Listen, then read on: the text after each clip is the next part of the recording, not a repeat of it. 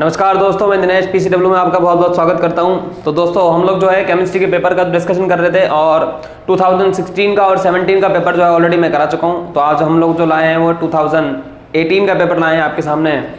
चलिए हम लोग स्टार्ट करते हैं 2018 का पेपर। कौन कौन से क्वेश्चन केमिस्ट्री में आए हैं, कौन कौन से जो हैं वो किस तरीके से पैटर्न पे बेस्ड हैं। ठीक है, चलिए स्टार्ट करते हैं हम लोग।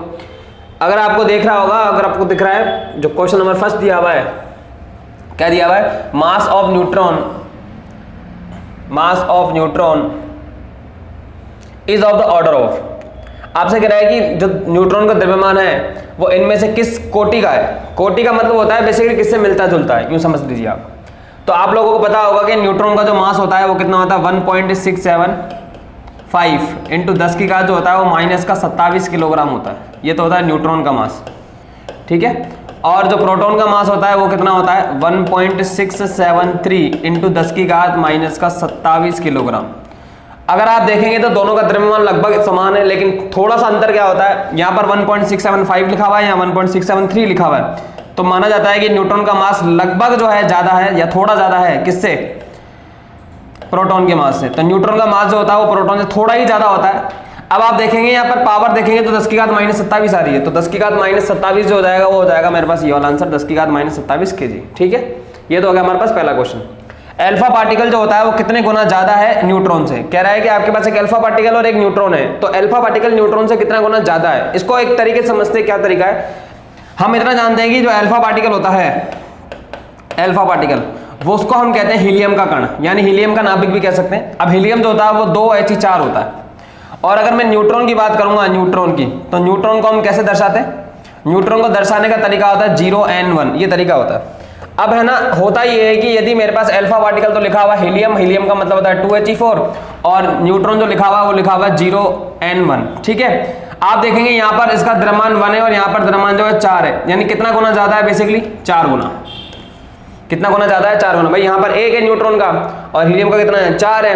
तो न्यूट्रॉन का 1 है और हीलियम का 4 है, तो कितना गुना ज्यादा होगा, लगभग 4 गुना ज्यादा होगा। तो आंसर जो जाएगा वो 4 हो जाएगा। ठीक है, ये न्यूट्रॉन को दर्शाने का तरीका है 0n1, क्योंकि न्यूट्रॉन जो होता है वो आपको पता है, नाम से क्लियर है, न्यूट्रॉन, न्यूट्रॉन का मतलब होता है न्यूट्रल, और न्यूट्रल का मतलब होता है उदासीन, और उदासीन का मतलब होता है जिन पर कोई आवेश, उदासीन का मतलब होता है जिस पर कोई आवेश ना हो, आवेश 0 हो, इसलिए 0 लिखा जाता है। समझ गए मेरी बात। तो दूसरे का आंसर जो जाएगा वो क्या हो जाएगा, 4 हो जाएगा। चलिए हम लोग नेक्स्ट क्वेश्चन की तरफ बढ़ते हैं। क्वेश्चन नंबर जो 3rd है वो आपके सामने ये दिया हुआ है। क्वेश्चन नंबर 3rd है, एनोड रेज वर फर्स्ट ऑब्जर्व्ड बाय। देखिए एनोड रेज जो होती है वो बेसिकली आप लोगों ने पढ़ी होगी, 2 प्रकार की रेज डिस्कवर की गई थी। एक तो डिस्कवर की गई थी कैथोड रेज, कैथोड रेज, और एक आप लोगों ने डिस्कवर की थी वो कौन सी की थी, एनोड रेज। जो कैथोड रेज होती है वो तो किसने डिस्कवर की थी, थॉमसन ने डिस्कवर की थी। और जो एनोड रेज होती है वो किसने डिस्कवर की थी, तो गोल्डस्टीन ने एक्सपेरिमेंट किया था, गोल्डस्टीन ने। और आगे चल के यही एनोड रेज होती है वो किसके नाम से जानी गई, प्रोटॉन के नाम से। और जो कैथोड रे होती है किसके नाम से जानी गई, इलेक्ट्रॉन के नाम से जानी गई। ये आगे चल के जानी गई। लेकिन इनिशियल लेवल पे जो एक्सपेरिमेंट हुआ था वो कैथोड रे एक्सपेरिमेंट था या एनोड रे एक्सपेरिमेंट था। कैथोड रे थॉमसन ने किया था और एनोड रे जो था गोल्डस्टीन ने किया था, इसलिए आगे चल के गोल्डस्टीन को ही फिर किसकी डिस्कवरी का श्रेय दिया था, प्रोटॉन की डिस्कवरी का श्रेय दिया था। तो आंसर जो जाएगा वो क्या हो जाएगा, गोल्डस्टीन हो जाएगा। ठीक है, केमिकल बॉन्ड्स में भी स्टेटेड है। केमिकल बॉन्ड क्या है, बेसिकली एक बात समझिए। देखो अगर आपको कोई बॉन्ड बनाना है, जैसे मैं एक एग्जांपल समझाता हूं। मान लेते हैं मेरे पास ये नाभिक है और यहाँ पर एक इलेक्ट्रॉन है, और यहाँ पर भी होता ये है, यहाँ पर भी एक नाभिक है, यहाँ पर एक मैंने बना दिया, ये परमाणु बना दिया। ये इलेक्ट्रॉन हो गया, ये इलेक्ट्रॉन हो गया। मान लेते हैं कि कुछ दूरी पर रखे हुए, पहले ये दोनों परमाणु जो है कुछ दूरी पर रखे हुए, मान लेते हैं डिस्टेंस जो है r है। आप क्या करोगे, जैसे जैसे इन दोनों परमाणु को पास लेके आओगे तो पास आने पर क्या होगा, इसके इलेक्ट्रॉन और इसके प्रोटॉन के बीच में, इसके इलेक्ट्रॉन और इसके प्रोटॉन के बीच में अट्रैक्शन बढ़ता जाएगा। इसका माइनस, इसका प्लस, इसका माइनस, इसका प्लस, इन दोनों के बीच में अट्रैक्शन बढ़ता जाएगा। लेकिन एट द सेम टाइम, यानी उसी समय पर इसके इलेक्ट्रॉन और इसके इलेक्ट्रॉन के बीच में, इसके प्रोटॉन और इसके प्रोटॉन के बीच में प्रतिकर्षण भी बढ़ता जाएगा। लेकिन देखा यह जाता है कि इनिशियल लेवल पर जैसे जैसे, समझना मेरी बात ध्यान से, जैसे जैसे मैं आगे आता जाऊंगा वैसे वैसे क्या होता जाएगा। सबसे पहले तो जो डोमिनेंट फैक्टर होगा वो होगा आकर्षण, यानी अट्रैक्शन जो होगा वो ज्यादा माना जाता है। अट्रैक्शन जो होता है वो ज्यादा माना जाता है किससे, रिपल्सन से। स्टार्टिंग लेवल पे अट्रैक्शन ज्यादा होगा रिपल्सन से। थोड़ा और डिस्टेंस कम करेंगे तो जैसे जैसे आप डिस्टेंस कम करते जाएंगे वैसे वैसे अट्रैक्शन और रिपल्सन फोर्स लगभग बराबर होने लगेंगे। लेकिन अगर आपने थोड़ा और डिस्टेंस कम कर दिया तो एक टाइम ऐसा आएगा जब आपने डिस्टेंस कम कर दी तो फिर उस टाइम पे रिपल्सन जो हो जाएगा वो फिर ज्यादा हो जाएगा किससे, अट्रैक्शन से। और जब रिपल्सन ज्यादा हो जाएगा अट्रैक्शन से तो इस केस में बॉन्ड बनता नहीं है। बॉन्ड बनने की कंडीशन क्या है, या तो अट्रैक्शन ज्यादा हो रिपल्सन से, या फिर सिंपल सी भाषा में बात करें जब अट्रैक्शन की जो वैल्यू होती है, अट्रैक्शन की वैल्यू लगभग समान किसके हो जाए, रिपल्सन के, यानी दोनों एक दूसरे को बैलेंस कर रहे हो तब जाके बॉन्ड बनने की संभावना सबसे ज्यादा होती है। ठीक है, और इस केस में क्या होता है, इस जिस दूरी पर ये हो रहा है भाई, ऐसा है कि पहले कुछ दूरी पर रखे हुए धीरे धीरे अट्रैक्शन बढ़ता जा रहा है। एक टाइम ऐसा आएगा जब अट्रैक्शन और रिपल्सन दोनों एक दूसरे को क्या करेंगे, बैलेंस करेंगे। जिस दूरी पर ये ऐसा होता है उसी दूरी को हम लोग कहते हैं बॉन्ड लेंथ। जब अट्रैक्शन सर्वाधिक होता है उसको अपन क्या बोलते हैं, बॉन्ड लेंथ कहते हैं, बंध लंबाई कहते हैं। तो बेसिकली दूरी का खेल है सब कुछ। अगर आप दूरी बहुत ज्यादा रखे हुए हो फिर दूरी और कम कर, जैसे दो मैग्नेट है, दो चुंबक है, बहुत दूरी पर रखे हुए तो कुछ नहीं होगा, थोड़ा और लेके आओगे तो कुछ नहीं होगा, लेकिन थोड़ा और लेके आएंगे तो वो दोनों आपस में आकर्षित करेंगे। तो सब कुछ दूरी का खेल है। यानी बॉन्ड बनने की सबसे पहली कंडीशन है डिस्टेंस, उसके बाद दूसरी कंडीशन क्या है, अट्रैक्शन जो है वो ज्यादा होना चाहिए किससे, रिपल्सन से। तो देखते हैं ऐसा कोई ऑप्शन दिया हुआ है क्या। केवल रिपल्सन से आप बात नहीं कर सकते, केवल अट्रैक्शन से बात नहीं कर सकते। Attraction and repulsion balance at a particular distance, हाँ बिल्कुल ये एक परफेक्ट आंसर दिया हुआ है इसका।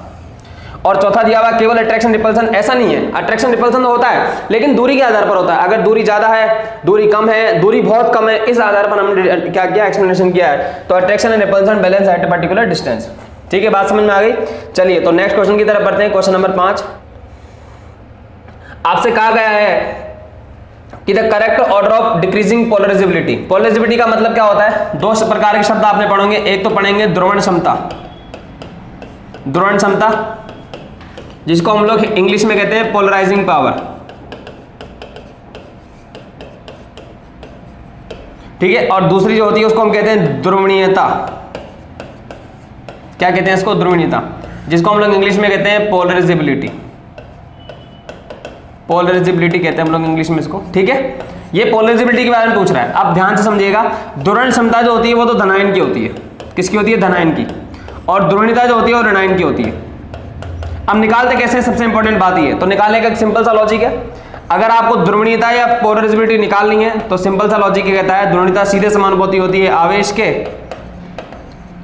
और सीधे ही समानुपाती होती है आकार के। यानी जिसका आवेश जितना ज्यादा होगा उसकी ध्रुवणीयता ज्यादा होगी, जिसका आकार जितना ज्यादा होगा उसकी ध्रुवणीयता ज्यादा होगी। तो अब देखते हैं कि किस किस टाइप के ऑप्शन दिए हमें। हमारे पास दिया हुआ है F minus, Cl minus, Br minus और I माइनस। आप देखेंगे सभी पर -1 ही आवेश है, इसका मतलब आवेश तो सबका समान है। तो फिर मैं क्या चेक करूंगा, जो ध्रुवणीयता होगी, ध्रुवणीयता वो सीधे समानुपाती किसकी हो जाएगी, आकार के। इसका मतलब जिसका आकार बड़ा होगा उसकी ध्रुवणीयता भी ज्यादा होगी। तो आकार किसका बड़ा है, I माइनस का, तो I माइनस की ध्रुवणीयता सबसे ज्यादा, उसके बाद Br माइनस की थोड़ी कम, Cl माइनस की और कम, और F माइनस की ध्रुवणीयता सबसे कम होगी क्योंकि आकार बड़ा है I माइनस का। अब देखते क्वेश्चन में क्या पूछा है, डिक्रीजिंग ऑर्डर। डिक्रीजिंग ऑर्डर का मतलब होता है घटता क्रम। डिक्रीजिंग ऑर्डर का मतलब क्या होता है, घटता क्रम। और घटते क्रम का ये मतलब है बड़े से छोटे की तरफ जाना। अपन को बड़े से किस तरफ जाना है, छोटे की तरफ जाना है। बड़े से छोटे की तरफ जाना है तो I माइनस की ध्रुवणीयता सबसे ज्यादा है क्योंकि इसका आकार सबसे बड़ा है। ठीक है, और F माइनस का आकार सबसे छोटा है, इसकी ध्रुवणीयता जो हो जाएगी सबसे कम हो जाएगी। बात समझ में आ रही है। तो ये ध्रुवणीयता सबसे ज्यादा है, इसकी ध्रुवणीयता सबसे कम है, तो I माइनस पहले आएगा, कोरोना की बात ही है। तो आंसर जो जाएगा कौन सा हो जाएगा, डी हो जाएगा। बात समझ में आ गई। चलिए हम लोग 6 क्वेश्चन की तरफ बढ़ते हैं। 6 क्वेश्चन ये कहना चाह रहा है कि ether is more volatile. Volatile का मतलब होता है वाष्पीकरण। बेसिकली वोलेटाइल का मतलब क्या होता है, वाष्प बनाना। ठीक है, देन एल्कोहल बिकॉज ऑफ। एक सिंपल सा लॉजिक ये कहता है, देखिए समझिए मेरी बात। एक तो मेरे पास एल्कोहल है CH3 और O और H लिखा हुआ है।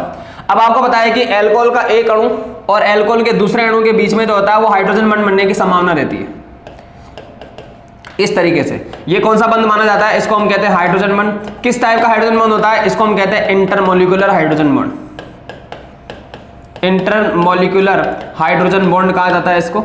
और इंटरमोलिकुलर हाइड्रोजन बॉन्ड की वजह से किसी भी अणु का मोलर मास या अणुभार, मोलर मास जो होता है वो बढ़ जाता है, अणुभार बढ़ जाता है, जिसकी वजह से उसकी वाष्प जो होती है वो कम बनती है। ध्यान रखना, वाष्प कम बनेगी।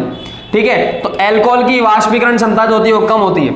जबकि अगर मैं बात करूं ईथर की, तो ईथर में किसी भी प्रकार का कोई हाइड्रोजन बॉन्ड नहीं पाया जाता। अगर हाइड्रोजन बॉन्ड नहीं पाया जाएगा तो उसका अणुभार भी नहीं बढ़ेगा, और यदि उसका अणुभार नहीं बढ़ेगा तो वो इजीली वाष्पीकृत हो जाएगा। बात समझ में आ रही है। तो हाइड्रोजन बॉन्ड किसके अंदर है, एल्कोहल के अंदर। चलिए ऑप्शन देखते हैं। ऑप्शन आपको क्या क्या दिए हुए हैं, डायपोल कैरेक्टर ऑफ ईथर्स नहीं, रेजोनेंस स्ट्रक्चर्स ऑफ अल्कोहल नहीं, इंटरमोलिकुलर हाइड्रोजन बॉन्डिंग ईथर्स नहीं, किसके अंदर हाइड्रोजन बॉन्डिंग, अल्कोहल के अंदर है, intermolecular hydrogen bonding in alcohols, ये ऑप्शन सही है। इसी अल्कोहल के हाइड्रोजन बॉन्ड की वजह से जो अल्कोहल है वो कम वाष्पीकृत होता है। अगर इसकी वाष्पीकरण क्षमता कम होगी तो ऑब्वियस सी बात है ईथर की वाष्पीकरण क्षमता जो हो जाएगी वो ज्यादा हो जाएगी। तो आंसर कौन सा हो जाएगा हमारे पास, डी हो जाएगा। इसके बाद कह रहा है कि which of the following has lowest ionization energy. चलिए इसको भी देखते हैं एक बार। आप लोगों को इतना तो पता होगा कि संपूर्ण आवर्त सारणी के अंदर हीलियम की जो आयनाइजेशन पोटेंशियल, हीलियम की आयनन ऊर्जा जो होती है वो सबसे ज्यादा होती है। हीलियम की आयनन ऊर्जा जो होती है वो सबसे ज्यादा होती है, मैक्सिमम होती है इसकी। तो हीलियम तो वैसे ही ऑप्शन से गलत हो गया। अब बच कौन सा गया, अब मेरे पास बच गया कौन सा, नाइट्रोजन बच गया, ऑक्सीजन बच गया और फ्लोरीन बच गया। अब देखें, हमें बताया कि बाएं से दाएं जाने पर, ध्यान से समझिएगा मेरी बात, बाएं से दाएं जाने पर, बाएं से दाएं जाने पर आयनन ऊर्जा का मान जो है, आयनन ऊर्जा का मान वो क्या होता है, बढ़ता है। क्यों बढ़ता है, क्योंकि आकार जो होता है वो कम होता जाता है, क्योंकि आकार कम होता जाता है। अब बढ़ता है इसका मतलब कम होता जाता है, तो इसका मतलब ये कि फ्लोरीन का आयनन ऊर्जा सबसे ज्यादा, फिर ऑक्सीजन और फिर नाइट्रोजन, होना तो ये चाहिए था। लेकिन अब जल्दबाजी के चक्कर में अपन क्या कर देते हैं, पूछा है लोवेस्ट, लोवेस्ट का मतलब होता है सबसे न्यूनतम किसकी होगी, तो अपन जल्दबाजी के चक्कर में क्या कर देते हैं, नाइट्रोजन टिक करके आ जाते हैं, तो आंसर आ जाता है नाइट्रोजन। लेकिन ध्यान से समझिएगा मेरी बात, आपको पता होगा कि नाइट्रोजन जो होता है वो अर्धपूरित होता है। नाइट्रोजन कैसा होता है, अर्धपूरित। और आपको पता है कि अर्धपूरित जो कक्षक होते हैं वो अधिक स्थायी माने जाते हैं, और जो अधिक स्थायी माने जाते हैं उसमें से इलेक्ट्रॉन निकालना लगभग कठिन होता है या थोड़ा कठिन होता है, जिसकी वजह से इनकी आयनन ऊर्जा का जो मान होता है, इनकी आयनन ऊर्जा का जो मान होता है वो बढ़ जाता है। और आयनन ऊर्जा का मान बढ़ने से होता ये है कि ऑर्डर चेंज हो जाएगा। इसका मतलब है कि ऑक्सीजन पहले आ जाएगा, नाइट्रोजन बाद में आ जाएगा, फ्लोरीन बाद में आ जाएगा। तो सबसे ज्यादा किसकी है, सबसे अधिक तो है किसकी, फ्लोरीन की, और सबसे कम किसकी हो जाएगी, बोलो, ऑक्सीजन की। तो आंसर कौन सा हो जाएगा, ऑक्सीजन आएगा, ना कि नाइट्रोजन। ऑक्सीजन जो आएगा वो आंसर आ जाएगा, तो आंसर हो जाएगा मेरे पास ए। ठीक है, नेक्स्ट क्वेश्चन की तरफ बढ़ते हैं। क्वेश्चन नंबर 8 आपके सामने क्या है, ये कह रहा है कि which of the following behaves as a both oxidizing and reducing agent. इसका सिंपल सा कॉन्सेप्ट समझिए क्या होता है। देखिए, मान लेते हैं कि मेरे पास कोई यौगिक है या कोई तत्व है, कोई यौगिक मान लेते हैं, वो अपनी अधिकतम ऑक्सीकरण अवस्था में, अधिकतम ऑक्सीकरण अवस्था में विद्यमान है। मान लेता हूं मैं कि वह अधिकतम ऑक्सीकरण अवस्था में विद्यमान है। ठीक है, मैक्सिमम ऑक्सीडेशन नंबर है उसकी, मैक्सिमम ऑक्सीडेशन नंबर। अगर कोई तत्व अपनी अधिकतम ऑक्सीकरण अवस्था में विद्यमान है तो ऑब्वियस सी बात है, कोई चीज अधिकतम है तो वो और तो बढ़ नहीं सकती, तो वो केवल क्या करेगी, कम करेगी। तो उसके पास एक ही रास्ता है कि वो क्या करेगा, अपनी ऑक्सीकरण अवस्था को कम करेगा, ऑक्सीकरण अवस्था को क्या करेगा, कम करेगा। यदि ऑक्सीकरण अवस्था को कम करेगा तो इसका मतलब वो हो जाएगा अपचयन, सही है। और अपचयन जो होगा वो क्या कहलाएगा, ऑक्सीकारक कहलाएगा। क्या कहलाएगा, ऑक्सीकारक। ऑक्सीकारक का मतलब होता है ऑक्सीडाइजिंग एजेंट। क्या होता है, ऑक्सीडाइजिंग एजेंट। इसका मतलब है कि यदि कोई तत्व अपनी अधिकतम ऑक्सीकरण अवस्था में है ना, तो वो ऑक्सीडाइजिंग एजेंट की तरह व्यवहार करेगा। जैसे मैं मानता हूं कि सल्फर की अधिकतम ऑक्सीकरण अवस्था 6 होती है, नाइट्रोजन की अधिकतम ऑक्सीकरण अवस्था 5 होती है, क्रोमियम की अधिकतम अवस्था जो होती है वो +6 मानते हैं अपन, मैग्नीज की जो होती है वो +7 होती है। अब चेक करके देखते हैं कौन कौन से ऐसे ऑप्शन है। सबसे पहले मैं निकालना चाहूंगा H2SO4 में। H2SO4 में अगर मैं निकालूंगा तो आप H2SO4 की ऑक्सीकरण अवस्था निकाल के देखेंगे तो 2 + x - 2 × 4 बराबर 0 हो जाएगा। x बराबर कितना हो जाएगा, +6। यहाँ पर सल्फर +6 अवस्था में, इसका मतलब है ये तो नहीं हो सकता क्योंकि इसका व्यवहार ऑक्सीडाइजिंग एजेंट की तरह होगा, सही है। HNO3 को निकाल के देखते हैं। HNO3 में यदि आप नाइट्रोजन की अवस्था निकालेंगे तो 1 + x - 2 × 3 बराबर 0 हो जाएगा। x बराबर कितना आएगा, +5, सही है। यहाँ पर नाइट्रोजन अधिकतम अवस्था में कितनी में, 5 में। इसका मतलब है नाइट्रोजन का व्यवहार भी जो हो जाएगा ऑक्सीडाइजिंग एजेंट की तरह हो जाएगा। मतलब फर्स्ट और फोर्थ तो गलत हो गए, अब बच गए 2। अब दूसरा कॉन्सेप्ट समझिए। दूसरा कॉन्सेप्ट ये है कि यदि कोई तत्व अपनी न्यूनतम अवस्था में, न्यूनतम अवस्था में, तब न्यूनतम में है तो कम तो कर नहीं सकता, वो केवल और केवल क्या करेगा, बढ़ाएगा। बढ़ाएगा तो क्या होगा, उसका ऑक्सीकरण। यदि उसका ऑक्सीकरण होगा तो रिड्यूसिंग एजेंट होगा। जैसे सल्फर की न्यूनतम -2 होती है, तो कम में है तो बढ़ाने का चांस होगा, इसका मतलब वो रिड्यूसिंग एजेंट होगा। जैसे एग्जांपल दिया हुआ H2S। H2S में सल्फर की निकालेंगे तो -2 आएगी, तो इसका मतलब है H2S किसकी तरह, ये तो हो जाएगा Ra रिड्यूसिंग एजेंट, ये हो जाएगा मेरे पास OA ऑक्सीडाइजिंग एजेंट, ये भी हो जाएगा ऑक्सीडाइजिंग एजेंट, बच गया SO2। होता ये है कि यदि कोई तत्व अपनी मध्यम अवस्था में है, कौन सी अवस्था में, मध्यम अवस्था में, तो मध्यम अवस्था में होगा, जैसे सल्फर की 4 मान लेता हूं मैं, तो इसके पास बढ़ाने का ऑप्शन भी है और इसके पास कम करने का ऑप्शन भी है। तो बढ़ाने का ऑप्शन होगा, इसका मतलब क्या होगा, ऑक्सीजन, ऑक्सीजन का मतलब हो जाएगा रिड्यूसिंग एजेंट और यहाँ पर हो जाएगा ऑक्सीडाइजिंग एजेंट। इसका मतलब कोई तत्व अपनी मध्यम अवस्था में है तो दोनों की तरह व्यवहार कर सकता है। तो अब देखते हैं SO2 के बारे में। यहाँ SO2 की आप देखेंगे तो यहाँ पे सल्फर की +4 अवस्था है, यदि सल्फर की +4 अवस्था है तो बढ़ा भी सकता है और कम भी कर सकता है, तो ये दोनों की तरह व्यवहार करेगा। इसका मतलब आंसर कौन सा हो जाएगा, SO2। बात समझ में आ रही है, अधिकतम होगा तो कम करेगा, कम होगा तो बढ़ाएगा और बीच का होगा तो दोनों तरफ जा सकता है, इसलिए आंसर जो जाएगा वो SO2 हो जाएगा। ठीक है, चलिए नेक्स्ट क्वेश्चन की तरफ बढ़ते हैं। अगला क्वेश्चन है what mass of CO will be obtained by heating 3 mole of CaCO3। ये कह रहा है कि 3 मोल CaCO3 को यदि गर्म करूंगा तो कितना मास CO का मिलेगा। एक सिंपल सा क्वेश्चन ये है कि हमारे पास जो लिखा हुआ आता है वो CaCO3 लिखा हुआ है, इसको मैंने गर्म करना चालू किया, ये बनाएगा CaO + CO2 बनाएगा। अच्छा, CaCO3 का कितना मोल दिया हुआ है, 3 मोल। अब निकालेंगे कैसे, देखें यहां पर अगर 1 मोल है तो यहां पर भी 1 मोल है, इसका मतलब ये है कि 1 मोल CaCO3 से 1 मोल CaO बनता है, सही है, 1 मोल CaCO3 से 1 मोल CO बनता है, तो 3 मोल CaCO3 से कितना बनेगा, 3 मोल CaCO3 से 3 मोल CO बनेगा, सीधी सी बात है। इसका मतलब है मेरे पास CaO का जो मोल आ गया वो 3 मोल आ गया, लेकिन वो मोल नहीं पूछ रहा, वो क्या पूछ रहा है, वो मास पूछ रहा है। तो मास कैसे निकालेंगे, सिंपल सा लॉजिक है, मोल बराबर होता है, आपको पता है, ग्राम में मात्रा बटा अणुभार बराबर कितना हो जाएगा, 3। यहां से ग्राम में मात्रा जो आएगी वो कितनी आएगी, 3 into molar mass of CaO। CO का मोलर मास कितना होगा, कैल्शियम का 40, ऑक्सीजन का 16, तो ये हो जाएगा 6 और 5, तो कितना हो जाएगा, ग्राम में मात्रा जो आ जाएगी CO की वो कितनी आएगी, 3 इंटू कितना आएगा, 56, 3 इंटू 56 करोगे तो ये हो जाएगा 18 और ये हो जाएगा 16। तो मेरे पास CaO की जो मात्रा आ जाएगी कितनी आ जाएगी, 168 ग्राम। कितनी आ जाएगी, 168 ग्राम। आंसर जो आ जाएगा वो बी आ जाएगा। समझ गए मेरी बात। चलिए नेक्स्ट क्वेश्चन की तरफ बढ़ते हैं। Question number 10। क्वेश्चन नंबर 10 क्या कहता है, formalin is an aqueous solution of. देखो सिंपल सी लॉजिक है, आप लोगों ने देखा होगा अगर कोई डेड बॉडीज होती है, लिविंग ऑर्गेनिज्म की डेड बॉडीज होती है, उनको स्टोर करने के लिए हम फॉर्मेलिन यूज करते हैं। और फॉर्मेलिन जो होता है एक प्रकार का फॉर्मेल्डिहाइड होता है, ये तो तथ्य है एक प्रकार का। फॉर्मेलिन क्या होता है, एक टाइप का फॉर्मेल्डिहाइड होता है। बायोलॉजी लैब में आपने देखा होगा स्पेशल टाइप का सॉल्यूशन होता है फॉर्मेलिन, ठीक है ना। तो फॉर्मेल्डिहाइड हो जाएगा, ये सिंपल से याद करने का लॉजिक है। आगे कह रहा है कि if the number of atoms per unit cell in crystal is 2 then the structure of crystal is. चलिए इसको समझिए। आपने पढ़ा होगा एससीसी की प्रति एकक कोष्ठका में अवयवी कणों की संख्या जो होती है 1 होती है, क्योंकि एससीसी में सारे के सारे कण जो होते हैं वो कोने पर होते हैं, ठीक है। बीसीसी की प्रति एकक कोष्ठका में अवयवी कणों की संख्या 2 होती है। क्यों? क्योंकि जो पार्टिकल्स होते हैं वो कोने पर होते हैं और साथ ही साथ केंद्र पर भी होगा, तो कण हो जाएंगे 2। और एफसीसी की प्रति एकक कोष्ठका में अवयवी कणों की संख्या कितनी होती है, 4, क्योंकि कोने पर भी होते हैं और फलकों के केंद्र पर भी होते हैं। तो आंसर कितना आएगा, 4। वो कह रहा है 2 किसमें होंगे, तो 2 किसके अंदर है, बीसीसी में। तो आंसर कौन सा हो जाएगा, बीसीसी, यानी ऑप्शन नंबर जो जाएगा वो बी आ जाएगा, ठीक है। चलिए नेक्स्ट क्वेश्चन की तरफ बढ़ते हैं। क्वेश्चन नंबर 12 कह रहा है कि good conductor of electricity and heat are not. देखो विद्युत का अच्छा चालक और ऊष्मा का अच्छा सुचालक, यानी good conductor of heat and electricity एक ही होती है और वो होती है हमारी मेटल्स।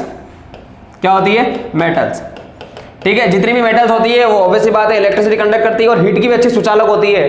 तो देखते हैं, सिंपल सा लॉजिक है, मेटेलिक है, इसमें कुछ है ही नहीं। विच of the following is not soft, एक अच्छा क्वेश्चन है। देखें हम जानते हैं कि जितनी भी मेटल्स होती है ना, जितनी भी मेटल्स डी ब्लॉक की, खास करके डी ब्लॉक की जितनी भी मेटल्स होती है वो जनरली हार्ड ही होती है। कुछ एक को मेटल को अगर मैं छोड़ दूं, एस ब्लॉक की जो मेटल होती है ना, एस ब्लॉक की मेटल वो हार्ड तो होती है लेकिन उनका एक नेचर होता है कि वो मुलायम होती है। क्या होती है, मुलायम। जबकि डी ब्लॉक की जितनी भी मेटल होती है वो कठोर होती है।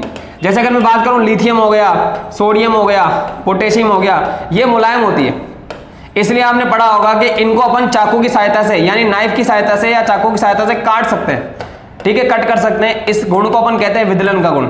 इसलिए एस ब्लॉक के तत्वों में विदलन का गुण पाया जाता है। विदलन को इंग्लिश में बोलते हैं क्लीवेज, ठीक है। लेकिन डी ब्लॉक की जो मेटल होती है हार्ड होती है, उनको अपन कट नहीं कर सकते, कठोर होती है काफी ज्यादा, तो सॉफ्ट नेचर नहीं होगा। देखते हैं ऐसा कोई आंसर दे रखा है क्या, सोडियम, हाँ बिल्कुल सही है, ये हो जाएगा। फॉस्फोरस इनके पास भी होता है, फॉस्फोरस भी होता है। कॉपर जो होती है डी ब्लॉक की है और डी ब्लॉक की जो हो जाएगी हार्ड हो जाएगी, कठोर हो जाएगी। इसका मतलब आंसर जो जाएगा वो यही हो जाएगा, सी, क्योंकि नॉट पूछ रहा है। देखिए नॉट सॉफ्ट है, कोई सॉफ्ट नहीं है जो, ठीक है। चलिए नेक्स्ट क्वेश्चन की तरफ बढ़ते हैं हम लोग। अगला क्वेश्चन क्या कह रहा है कि in a cell utilizes the reaction, ये दिए हुए आपको reaction, addition of H2SO4 to the cathode compartment will be. इसको समझिए ध्यान से, बहुत अच्छा क्वेश्चन है। देखो आपको दो रिएक्शन दी हुई है, एक तो रिएक्शन दी हुई है जो जिंक है ना वो बदलना चाह रहा है Zn+2 में, एक तो रिएक्शन आपको ये दी हुई है, और ये जो रिएक्शन है ये एनोड पर होगी। क्यों होगी एनोड पर? क्योंकि साफ साफ दिखाई दे रहा है यहाँ पर ऑक्सीडेशन हो रहा है। दूसरी जो रिएक्शन है वो बदल रहा है 2H+, और 2H+ बदल रहा है H2 में। यहाँ पर जो है ये कैथोड की तरफ है, और कैथोड पर क्या होता है? रिडक्शन होता है। अब वो क्या कह रहा है? वो कह रहा है कि यदि मैं कैथोड में H2SO4 मिला दूं, तो एक बात बताइए, जैसे ही आप कैथोड में H2SO4 मिलाएंगे तो H2SO4 तुरंत प्रभाव से किसमें टूटेगा? ये टूटेगा 2H+, और किसमें टूटेगा? SO4-2 में टूटेगा। ऑब्वियस सी बात है। इसका मतलब है कुछ समय के बाद उस पात्र के अंदर, कैथोड वाले पात्र में H+ आयन की सांद्रता बढ़ती जाएगी। अब क्या होगा इससे? देखें तो अगर उस कैथोड कंपार्टमेंट में कुछ देर के बाद H+ आयन की सांद्रता बढ़ती जाएगी, तो आपने एक टॉपिक पढ़ा होगा कि अभिकारक की सांद्रता बढ़ाने पर साम्य उस ओर विस्थापित होता है, किस ओर? उत्पाद की तरफ। तो हो क्यों रहा है? क्योंकि H2SO4 जो है वो टूट कर क्या देगा? 2H+, और क्या बनाएगा? SO4-2। H+ आयन की सांद्रता बढ़ेगी, H+ किस तरफ है? अभिकारक की तरफ है। अभिकारक की सांद्रता बढ़ेगी तो उत्पाद की सांद्रता भी क्या हो जाएगी? बढ़ती जाएगी। इसका मतलब ये है कि मेरी जो साम्य अवस्था है, जो साम्य अवस्था है वो सीधा कहां शिफ्ट हो जाएगी? उत्पाद की तरफ शिफ्ट हो जाएगी। उत्पाद का मतलब राइट साइड में, तो साम्य अवस्था कहां शिफ्ट हो जाएगी? राइट साइड में। तो पहले तो ये देखते हैं कि ऐसा कोई ऑप्शन दिया होगा। बोल रहा है कि equilibrium shift towards the right, हाँ ये सही हो सकता है। Equilibrium shift towards the right, ये भी सही हो सकता है। Equilibrium shift to the left, तो ये ऑप्शन तो गलत हो गए, मतलब सी और डी तो गलत हो गया। अब बच गए ए और बी, तो ए और बी को और चेक कर लेते हैं। देखें ए और बी को कैसे चेक करेंगे। हम पर जानते हैं कि ई सेल बराबर जो होता है वो क्या होता है? E0 cell minus 0.0591 upon n, यहां पे आता है log 10। अब क्या होगा देखें, इसको लिखेंगे क्या? यहां तो लिख देते हैं Zn+2 की सांद्रता है ना, और हाइड्रोजन गैस डिवाइडेड बाय, यहां मेरे पास नीचे क्या आ जाएगा? जिंक तो सॉलिड स्टेट में, और यहां पर आ जाएगा H+ आयन की सांद्रता का स्क्वायर। अब समझिए, इसको मैं थोड़ा यहां लिख देता हूं। क्या ऑप्शन था मेरे पास? ई सेल बराबर E0 cell minus 0.0591 upon n, यह हो जाएगा मेरे पास log 10। ये मेरे पास होगा Zn+2 की सांद्रता, हाइड्रोजन गैस का प्रेशर डिवाइडेड बाय, फिर नीचे क्या आ जाएगा? H+ आयन की सांद्रता का स्क्वायर। अब देखें, ध्यान समझिएगा, अगर H+ आयन की सांद्रता बढ़ती जा रही है, ध्यान समझिएगा, H+ आयन की सांद्रता बढ़ेगी तो ये पूरी की पूरी वैल्यू कम होगी। क्यों कम होगी? क्योंकि x का मान अगर आप नीचे बढ़ाओगे तो ऑब्वियस सी बात है पूरी वैल्यू तो कम हो जाएगी ना। तो H+ आयन की सांद्रता बढ़ाएंगे तो ये पूरी की पूरी वैल्यू कम हो जाएगी। ठीक है, अब आगे देखो, माइनस साइन इसका है, माइनस का है, तो यदि ये पूरी वैल्यू कम हो रही है तो माइनस के साथ वो वैल्यू बढ़ जाएगी। क्या मतलब है इसका? एक बात समझिए, जैसे मेरे पास ये लिखा हुआ है 1/2 और 1/3, तो आपको पता है कि अगर नीचे बड़ी संख्या है, तो वैल्यू छोटी मानी जाती है। अगर नीचे बड़ी संख्या है तो वैल्यू छोटी मानी जाएगी, लेकिन अगर मैं दोनों के साथ माइनस का साइन लगा दूं तो फिर वही वैल्यू ऑटोमेटिकली बड़ी हो जाएगी। तो मैं यही तो कहना चाह रहा हूं, यदि मेरे पास लिखा हुआ है ई सेल बराबर, क्या लिखा हुआ है? E0 सेल, यहां लगा दिया 0.0591 अपॉन n, यहां लगा दिया मैंने log 10। H+ आयन की सांद्रता नीचे है, तो यदि मैं इसकी वैल्यू को बढ़ाऊंगा तो ये ओवरऑल वैल्यू कम हो जाएगी, लेकिन आगे साइन माइनस का तो ऑटोमेटिक वैल्यू बढ़ जाएगी। यदि ये बढ़ेगी तो ऑब्वियस सी बात है ई सेल भी बढ़ेगा। इसका मतलब है कैथोड की सांद्रता बढ़ाने पर ई सेल का मान जो होता है वो बढ़ जाता है। इसका मतलब इंक्रीज हो जाएगा पोटेंशियल, तो increase in potential and shift equilibrium कहां पर? राइट साइड में शिफ्ट हो जाएगा। तो मेरे पास आंसर जो जाएगा वो ए हो जाएगा। समझ गए मेरी बात? चलिए 15 क्वेश्चन देखते हैं। In simple cubic crystal, simple सा लॉजिक है। SCC की जो पैकिंग एफिशिएंसी होती है वो 52.4 होती है, BCC की जो होती है वो 68% होती है, और FCC की जो होती है वो 74% के आसपास होती है। ठीक है, 52.4, 68, 74। किसका पूछा है इसने? उसने पूछा सिंपल क्यूबिक का। सिंपल क्यूबिक का मतलब SCC कितनी है? 52.4। आंसर हो जाएगा कितना? ए हो जाएगा। ठीक है, चलिए 16वें क्वेश्चन की तरफ बढ़ते हैं हम लोग। स्ट्रॉन्गेस्ट एसिड कैसे निकालते हैं? देखिए मेरी बात सुनिए। एसिड की, अगर आपको एसिडिक स्ट्रेंथ निकालनी है, एसिडिक स्ट्रेंथ निकालनी है तो वो सीधे समानुपाती होती है -I, और व्युत्क्रमानुपाती होती है +I। यानी जितना ज्यादा -I होगा उसकी एसिडिक स्ट्रेंथ उतनी ज्यादा होगी। आपके सामने 4 ऑप्शन दिए हुए हैं। पहला ऑप्शन जो दिया हुआ है वो दिया हुआ है CH3COOH। दूसरा ऑप्शन क्या दिया हुआ है? वो इस तरीके से दिया हुआ है CH2, यहां लगा दिया Cl, फिर लगा दिया CH2, यहां लगा दिया C डबल बॉन्ड OH। तीसरा ऑप्शन आपको ये दिया हुआ है Cl CH2, और यहां दिया हुआ है COOH। और चौथा ऑप्शन जो दिया हुआ है वो दिया हुआ है आपको CH3 CH2 और COOH। अभी मैंने आपको क्या बताया, एसिड की जो अम्लीय सामर्थ्य होती है वो -I के सीधे समानुपाती +I के व्युत्क्रमानुपाती होती है। आपको पता है कि CH3 का जो प्रभाव होता है +I प्रभाव होता है, और इस CH3CH2 का भी प्रभाव कौन सा हो जाएगा, +I। इसका मतलब है A और D तो वैसे ही गलत हो गए, क्योंकि +I के तो व्युत्क्रमानुपाती है। हमें क्या चाहिए, -I हमें ज्यादा चाहिए। अब देखते हैं, देखिए Cl जो होता है वो -I प्रभाव लगाएगा, और ये Cl भी -I प्रभाव लगाएगा। अब लेकिन एक बात समझिए, इसमें आप देखेंगे ये दूसरे नंबर के कार्बन पर है, 1, 2 और 3, इसमें आप देखेंगे तीसरे नंबर के कार्बन पे। तो आपको पता है कि I प्रभाव जो होता है वो डिस्टेंस बढ़ने पर I प्रभाव कम होता है। तो बोलो किसका -I ज्यादा है, -I उसका ज्यादा होगा जिसकी डिस्टेंस कम होगी। तो डिस्टेंस इसकी कम है, इसका मतलब है इसमें लगने वाला -I ज्यादा होगा। यदि -I ज्यादा है तो एसिडिक स्ट्रेंथ जो होगी वो भी ऑटोमेटिकली क्या हो जाएगी, ज्यादा हो जाएगी। समझ गए मेरी बात? तो आंसर जो जाएगा वो सी हो जाएगा, दिया भी है। चलिए नेक्स्ट जो क्वेश्चन बढ़ता है वो क्या है, वो कहता है which is not a diamagnetic substance. कौन सा डायमैग्नेटिक नहीं है? अच्छा, डायमैग्नेटिक वो नहीं होगा जिसके पास अयुग्मित इलेक्ट्रॉन होंगे। जिसके पास अयुग्मित इलेक्ट्रॉन है वो हो जाएगा पैरामैग्नेटिक। अब इसको कैसे निकालें? पैरामैग्नेटिक का मतलब हो जाएगा अनुचुंबकीय। निकालने का तरीका क्या होगा, देखते हैं। एक सिंपल सा लॉजिक है, पहले ऑक्सीजन की बात करते हैं। आप सबको पता है ऑक्सीजन जो होता है वो 16 नंबर पे आता है। कितने नंबर पे आता है? 16 नंबर पे। एक थ्योरी पढ़ी होगी जिसका नाम आता है मॉलिक्यूलर ऑर्बिटल थ्योरी, सही है। और मॉलिक्यूलर ऑर्बिटल थ्योरी मैंने पहले पेपर में बता रखा था, मतलब पेपर नंबर 2 था आई थिंक। उसमें मैंने इस तरीके का डायग्राम बनाया था, 3, 4, 5, 6, 7, 8 और इस तरीके का हमने डायग्राम बनाया था। इसको लिखा था सिग्मा 1s, इसको लिखा था सिग्मा 1s स्टार, इसको sigma 2s, sigma 2s star, sigma 2p z, यहाँ लिखा था मैंने पाई 2p y, यहाँ पर लिखा था पाई 2p x, फिर यहाँ लिखा था मैंने पाई स्टार 2p x, और यहाँ लिखा था मैंने pi star 2p y। 16 electron भरते हैं हम लोग। ये हो जाएगा 2, 4, 6, 8, 10, 11, 12, 13, 14, 15, 16। इसमें देखेंगे आप 2 अयुग्मित इलेक्ट्रॉन है, यानी ऑक्सीजन की स्ट्रक्चर में कितने अयुग्मित इलेक्ट्रॉन है? 2। यदि अयुग्मित इलेक्ट्रॉन 2 हैं तो फिर वो क्या होगा, वो पैरामैग्नेटिक हो जाएगा ऑटोमेटिकली। और वो क्वेश्चन में क्या पूछ रहा है, कौन सा डायमैग्नेटिक नहीं है? तो डायमैग्नेटिक नहीं होगा तो ऑब्वियस सी बात है पैरामैग्नेटिक होगा। तो आंसर हो जाएगा कौन सा हो जाएगा, सी। यानी ऑक्सीजन को मैंने किससे सॉल्व किया, मॉलिक्यूलर ऑर्बिटल थ्योरी से। बेंजीन वैसे भी डायमैग्नेटिक होता है, आपको सबको पता है। बेंजीन जो होता है जनरली कंडक्शन नहीं करता। चलिए नेक्स्ट क्वेश्चन की तरफ बढ़ते हैं। अगला क्वेश्चन जो है आपके सामने वो दिया हुआ है 18वां क्वेश्चन। क्या कहना चाहता है, वो कहना चाहता है कि what is the concentration of cationic vacancy if NaCl is doped with the 10⁻³ mole of SrCl2। Simple सा लॉजिक देखिए क्या होता है।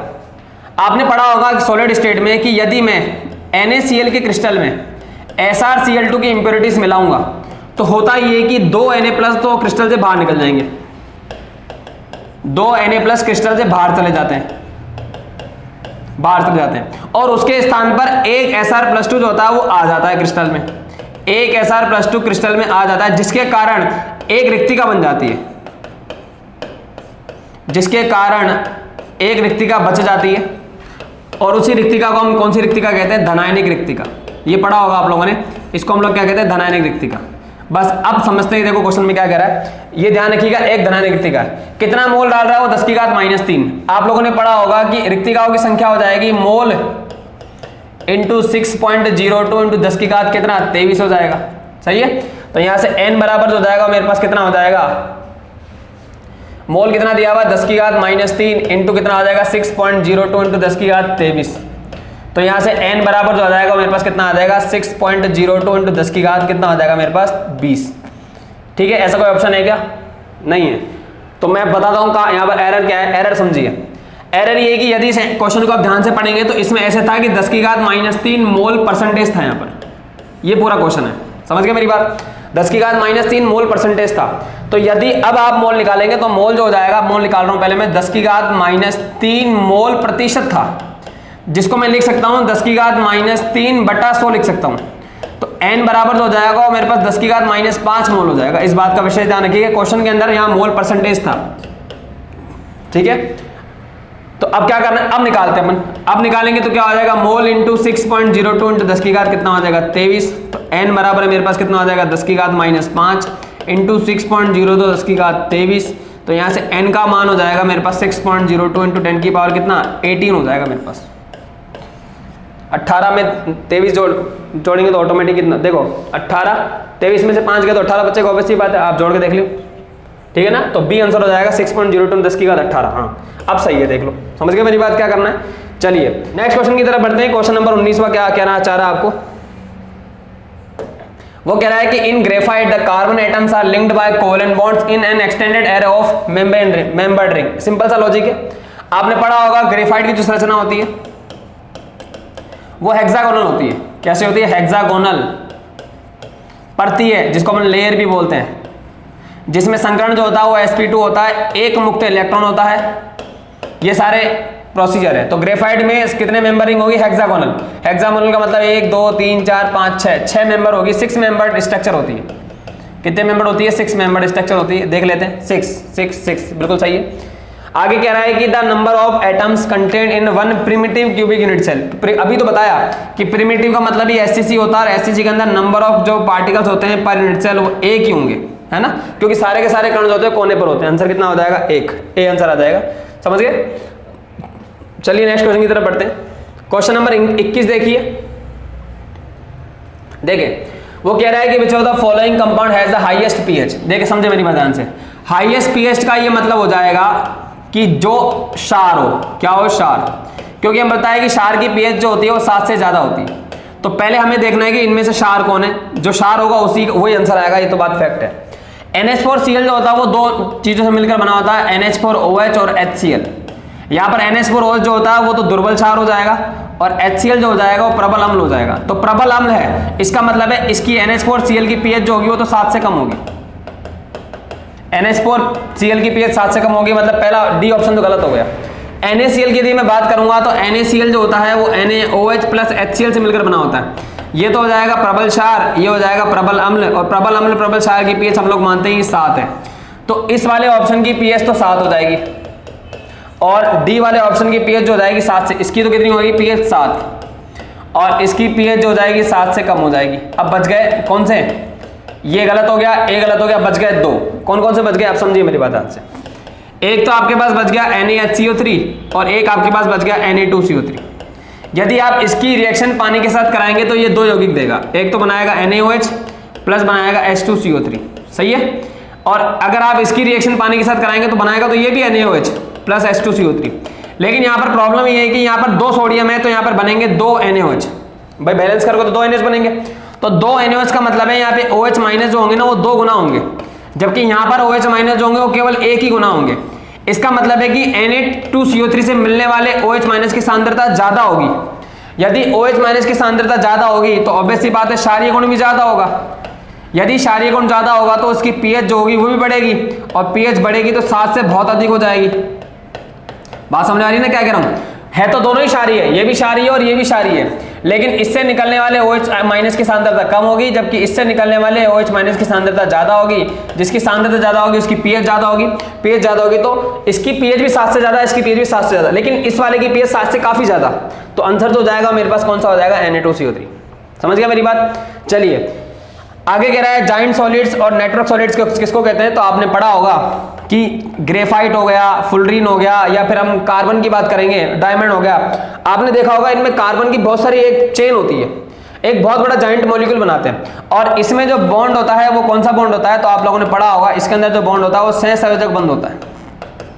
तो जिनमें इनमें जो सहसंयोजक बंध होगा कोवेलेंट होगा, इन्हीं कोवेलेंट को हम लोग क्या कहते हैं? जाइंट भी कहते हैं, क्योंकि बहुत बड़े बड़े अणु बनाते हैं। जैसे फुलरीन की बात करूंगा तो फुलरीन में कार्बन के 60 होते हैं, कार्बन के 70 भी परमाणु होते हैं, सही है ना। तो ये एक बहुत बड़े बड़े जाइंट मॉलिक्यूल है, बड़े बड़े मॉलिक्यूल है। तो आंसर जो जाएगा वो कौन सा हो जाएगा? सहसंयोजक यौगिक हो जाएगा। सहसंयोजक को इंग्लिश में हम लोग कहते हैं कोवेलेंट। तो आंसर हो जाएगा मेरे पास कौन सा? कोवेलेंट आंसर आ जाएगा। आप देख लीजिएगा, देख लें, ए आंसर दिया हुआ है, बिल्कुल सही है। चलिए नेक्स्ट क्वेश्चन देख लें। अगला क्वेश्चन कहता है कि which of the following reaction will not result in the formation of new carbon carbon bond. देखिए न्यू कार्बन कार्बन बॉन्ड का सिस्टमेटिक तरीका मतलब समझिए। देखिए होता ये है कि अगर मैं लिखूं कैनिजारो रिएक्शन, ये कैनिजारो रिएक्शन है। कैनिजारो रिएक्शन में इसकी करवा दी मैंने OH माइनस से रिएक्शन। तो आप लोगों ने पढ़ा होगा पहली बात तो कैनिजारो रिएक्शन एक विषमानुपातन अभिक्रिया है। क्यों विषमानुपातन अभिक्रिया? क्योंकि इसमें एक एल्डिहाइड का तो होता है ऑक्सीकरण और दूसरे एल्डिहाइड का होता है अपचयन। जिसका ऑक्सीकरण होता है वो तो बनाता है कार्बोक्सिलिक अम्ल, इसका तो होता है ऑक्सीकरण जिसका कार्बोक्सिलिक अम्ल बनता है, और ये अपचयन के बाद बनता है। इसलिए इसको हम कौन सी अभिक्रिया बोलते हैं? विषमानुपातन अभिक्रिया बोलते हैं। अगर मैं इस पूरी की मैकेनिज्म देखूंगा तो इस प्रकार से मैकेनिज्म होती है। वैसे तो मैकेनिज्म पूछी नहीं जाती, लेकिन मैं एक बात समझाना चाहता हूँ। यहाँ पर ये इधर अटैक करता है तो ये बॉन्ड ऊपर चला जाता है, तो ये जब बॉन्ड ऊपर चला जाएगा तो क्या बनेगा, HCO माइनस, यहाँ पर बनता है H, इधर बन जाता है मेरे पास क्या, OH। ठीक है, अब क्या होगा आगे समझिए।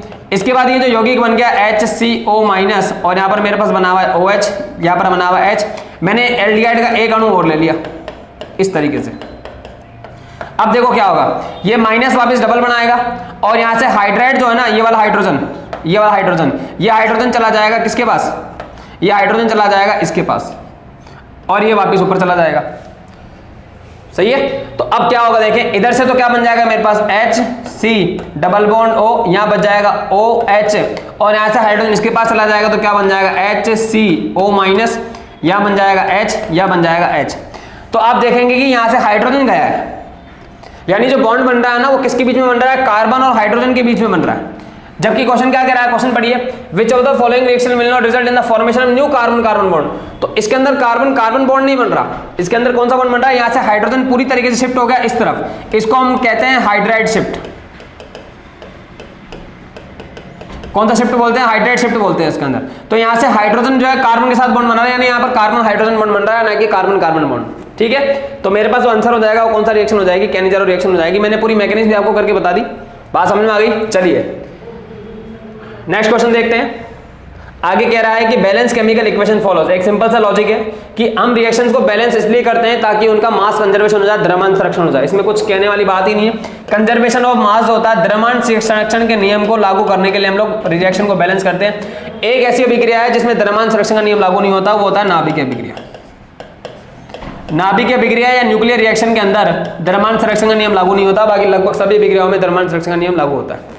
ठीक है, तो आंसर हो जाएगा, क्या हो जाएगा, सी हो जाएगा। चलिए नेक्स्ट क्वेश्चन की तरफ देखते हैं। अगला क्वेश्चन क्या बोला, हीटिंग ऑफ और in the absence of air. देखें दो प्रकार की चीजें होती हैं। यदि आप किसी अयस्क को या किसी और को ऑक्सीजन की उपस्थिति में गर्म कर रहे हैं, ऑक्सीजन की उपस्थिति में, इसको तो हम कहते हैं रोस्टिंग। रोस्टिंग को अपन बोलते हैं बर्जन।